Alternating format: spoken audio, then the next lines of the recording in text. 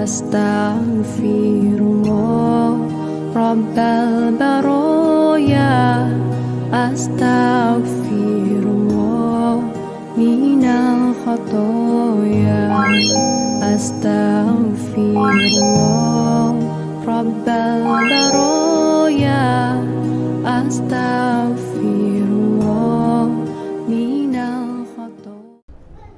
Saya ingin bertanya tentang akidah. Akidah di mana Allah? Di manakah Allah? Kalau di Al-Quran Allah di atas arash. Kalau begitu kita menempatkan Allah yang sama dengan kaum mujassimah. Kalau kita bilang Allah di mana saja, berarti kita melazimkan Allah di tempat yang kotor. Gimana cara menyikapi ini, Ustadz?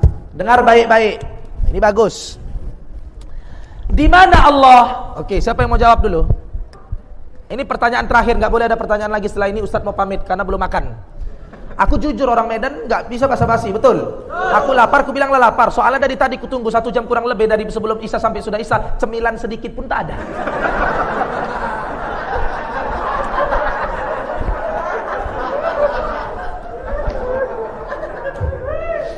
Ustadz ini orangnya ikhlas insya Allah. Dikasih makanan syukur, nggak dikasih makanan pun memang nggak punya otak. Bercanda Ustadz, jangan dibawa ke hati. Enggak, Ustadz bercanda, biar buat ketawa. Jangan dibawa ke hati. Itu cara Ustadz untuk supaya menghibur. Jangan dibawa ke hati. Kalau nggak gitu kan kalian nggak ketawa, betul?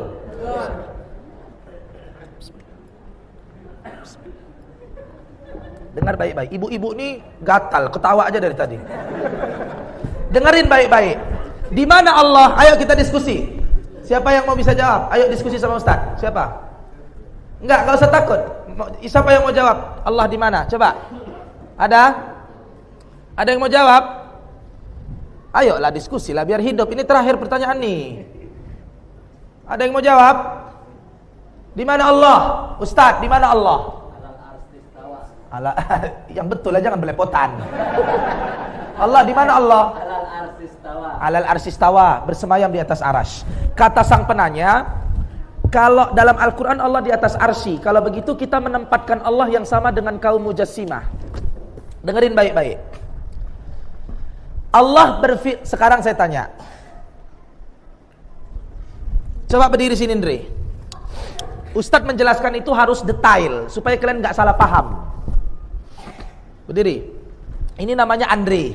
Udah? Si Andre ini sekarang posisinya lagi di Jakarta. Ada orang nanya ke saya, di mana si Andre, Ustadz Maher? Siapa yang lebih berhak menjelaskan tentang si Andre? Siapa? Siapa? Yang lebih tahu tentang si Andre diri dia. Yang lebih tahu di mana dia berada, ya dia. Ustadz tidak akan tahu di mana si Andre kalau si Andre tidak memberi. Sekarang Anda bahas tentang Allah. Silakan duduk. Di mana Allah? Siapa yang berhak bicara tentang Allah? Allah. Yang berhak berbicara tentang Allah adalah Allah. Ini babnya bab asma was sifat dalam akidah Ahlus Sunnah wal Jamaah. Di mana Allah? Allah ngomong Toha ayat 5, Ar-Rahmanu 'alal arsy istawa. Allah yang Maha Rahman itu bersemayam, beristawa di atas arasy-Nya. Istawa artinya bersemayam, bersinggasana, duduk istawa. Itu ayatnya begitu sudah. Umat Islam terpecah menjadi 2 kubu dalam memahami ini ayat. Umat Islam terbagi menjadi 2 kubu di dalam memahami ini ayat. Paham? Kalau tak paham tanya ya. Sebagian umat Islam, sebagian ulama meyakini dari ayat ini bahwa Allah itu betul-betul secara zat bersemayam di atas arash. Bersinggasana di atas arash, maha tinggi di atas seluruh makhluknya. Bukan tinggi, tapi maha tinggi. Oke. Kalau Anda katakan bahwa Allah bersemayam di atas arsy lantas Allah itu bertempat, Allah tidak katakan Allah bertempat. Ngerti maksud Ustaz? Allah mengatakan Ar-Rahmanu 'alal arsy istawa, aku bersemayam di atas arsy. Kalau Ustaz Mahir memilih pendapat imani Allah bersemayam di atas arsy. Bagaimananya cara Allah duduk bersinggasana tidak boleh kita bayangkan. Itu namanya tajsim, menjisimkan Allah. Ini kubu ulama pertama.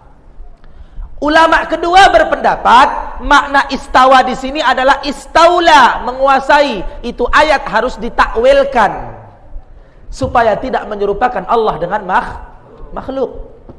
Siapa ulama yang mempelopori akidah pertama al-isbat? Al-Imam Ibnu Taimiyah rahimahullah. Siapa yang mempelopori pendapat Allah itu tidak istawa, tapi Allah itu ada tanpa tempat. Allahu maujudun bila makan. Allah itu ada tanpa tempat. Siapa pelopor akidah ini? Al-Imam Abul Hasan Al-Asy'ari. Ini namanya furu'iyah, khilafiyah fil akidah. Perbedaan pendapat ulama dalam masalah akidah. Akidah itu ada usul, ada furu'. Ada khilafiyah juga, ada usuliyah juga. Enggak mesti akidah harus usul semua, tidak. Contoh, apakah Allah Subhanahu wa ta'ala, apakah Rasulullah saat Isra wal Mi'raj ketemu dengan Allah di langit? Nah, sekarang saya tanya. Kalau ada orang yang mengingkari Allah bersemayam di atas arsy, lantas di mana Rasulullah dulu Isra Mi'raj ketemu Allah kalau bukan di atas langit? Masuk akal kan? Masuk akal tidak? Nah, jadi ini perbedaan pendapat antara Imam Ibnu Taimiyah dan Imam Abul Hasan Al-Asy'ari di dalam menangkap ayat-ayat mutasyabihat. Orang yang memperdebatkan masalah ini muslim dan tidak jatuh dalam kekafiran karena dia masail khafiyah, permasalahan yang tidak maklumun bid darurah, tidak secara daruri tahu. Tidak terlalu penting untuk membahas masalah apakah Allah bersemayam di atas arsy atau tidak. Yang terpenting adalah menyembah dan mentauhidkan Allah dan patuh terhadap hukum-hukum Allah. Itu yang terpenting, itu tauhid hakimiyah, uluhiyah.